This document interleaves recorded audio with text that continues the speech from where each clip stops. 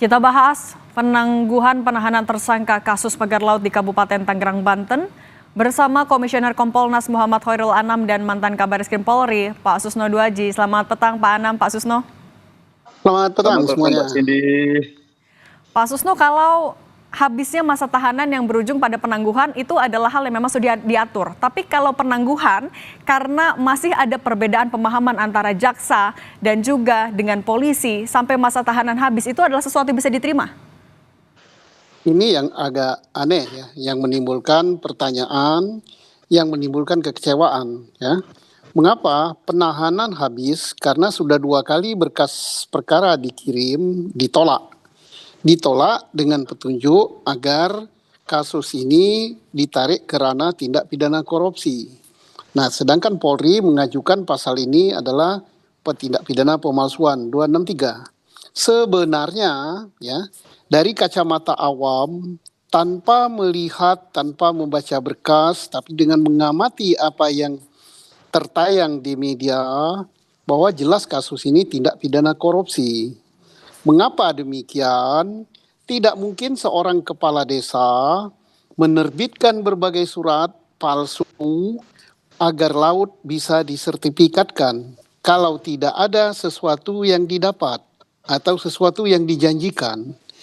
Dia adalah aparat melakukan tindak pidana, kemudian mendapatkan imbalan, itu diduga keras ada imbalan.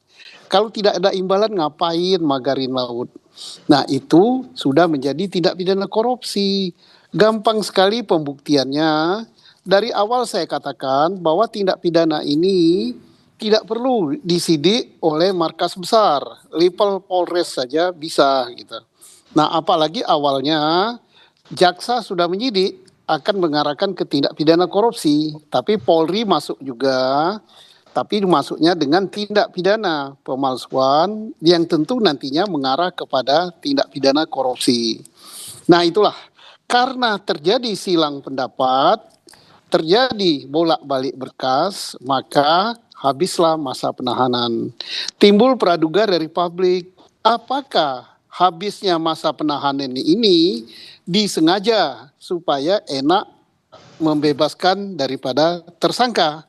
Tetapi dugaan-dugaan itu ditepis bahwa pembebasan tahanan karena masa penahanan telah habis, sehingga secara hukum itu benar. Tetapi secara keadilan dan secara keadilan publik itu tidak benar. Karena apa?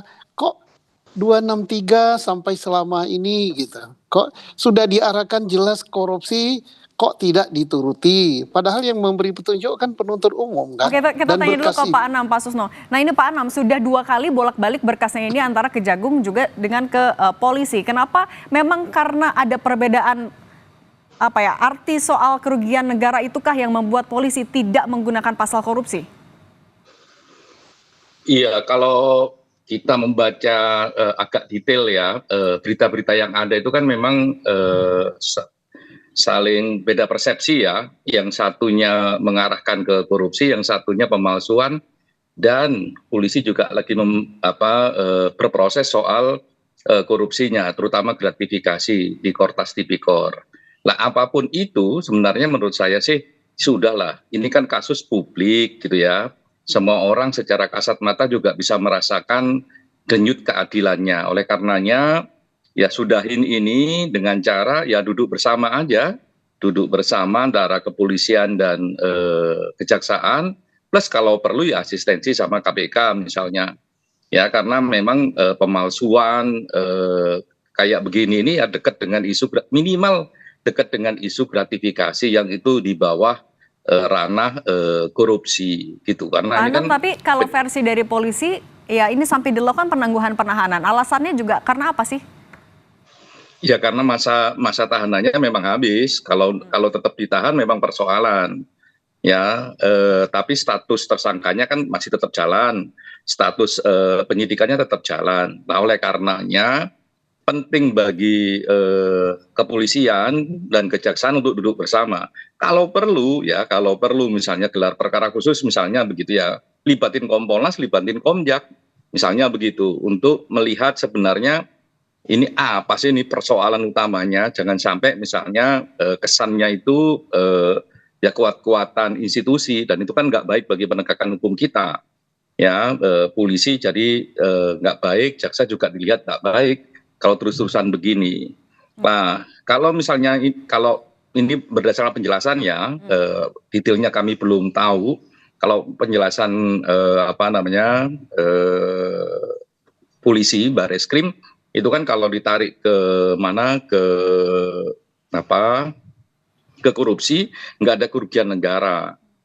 Iya, korupsi kan tidak hanya soal kerugian negara, gratifikasi juga iya, gratifikasi kan tanpa kerugian negara juga iya, memungkinkan itu. Tapi apapun itu, kalau menurut saya memang dua institusi ini harus duduk. Kalau perlu memang asistensi sama KPK, agar apa kasus ini bisa dibuka seterang-terangnya dan tidak hanya berhenti di level kelurahan, kecamatan, petugas lapangan di apa urusan ATR BPN, kan sementara tersangkanya itu aja.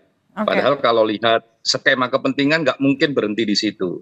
Oke, Pak Susno, tapi dengan dilakukannya penangguhan penahanan, apakah ini akan memperlambat atau menghambat penyidikan kasusnya? Atau sebenarnya bisa saja sih baik itu soal dokumen palsu maupun juga soal tipikor ini juga bisa dilakukan secara bersamaan? Akan menghambatkah tadi dengan penangguhan penahanan?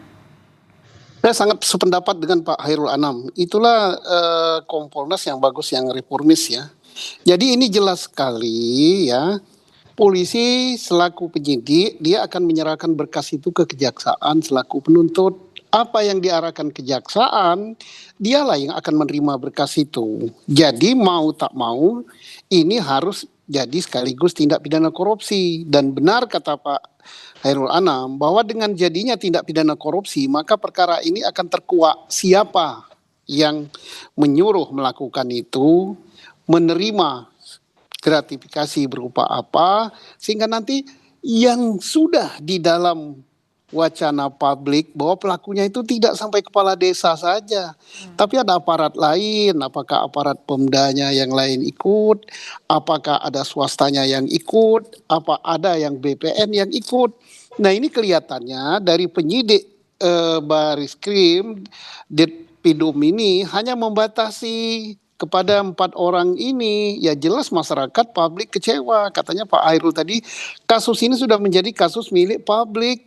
Masyarakat itu udah ngerti hukum, kemana arah yang sebenarnya kasus ini, ngapain lurah itu magari laut kalau hanya dia saja.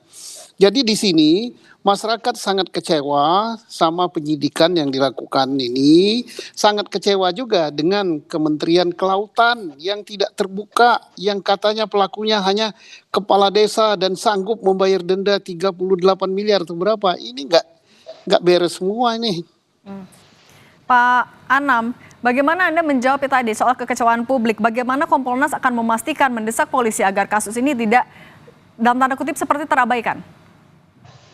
Iya, sebenarnya kalau mau jalan keluar ya, jalan keluar salah satunya adalah memang ya udahlah kejaksaan sama Bareskrim tidak hanya di Ditpidum tapi juga Kortas Tipikornya duduk bersama. Sebenarnya arah kasusnya ini gimana?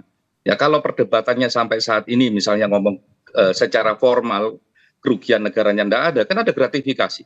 Dengan gratifikasi itu sebenarnya bisa diungkap soal-soal terkait korupsinya. Kan tidak mungkin lah seluas itu, segede itu, sepenting itu hanya berhenti di level Pak Lurah atau Pak Camat misalnya begitu, atau staf-staf yang ada di ATR BPN. Nah itu kan pasti ada sesuatu yang lebih gede.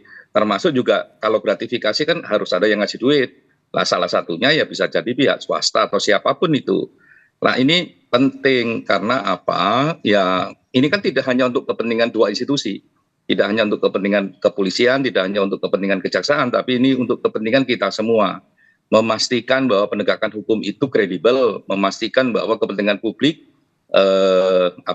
terlindungi dan proses-prosesnya akuntabel.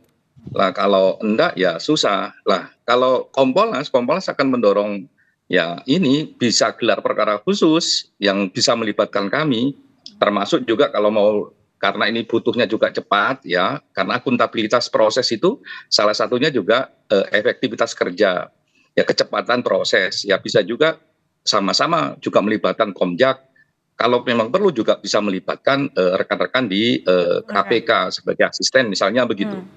Oke, Pak Susno, yang tadi untuk memastikan kasus ini bisa berlanjut dengan akuntabel, apa yang mesti dilakukan paling cepat oleh polisi? Singkat saja, Pak. Polisi harus segera menuruti apa yang dilakukan oleh jaksa, yaitu dengan koordinasi antara Direktorat Pidana Umum dan Direktorat Pidana Khusus sekaligus menangani tindak pidana pemalsuan dan korupsi dan ungkap sampai ke atas siapa yang itu, dan kerugian negara tidak perlu kok. Suap itu korupsi, gratifikasi korupsi, kolusi juga korupsi kok. Iya, betul itu. Gratifikasi nggak usah kerugian negara, memang bisa langsung itu. Ya. Oke, ini yang artinya kan kita tunggu ya, seberapa cepat juga polisi akan bisa melanjutkan kasus ini. Pak Susno Duaji, Pak Khairul Anam, terima kasih sudah berbagi di Kompas Petang. Sehat selalu semuanya.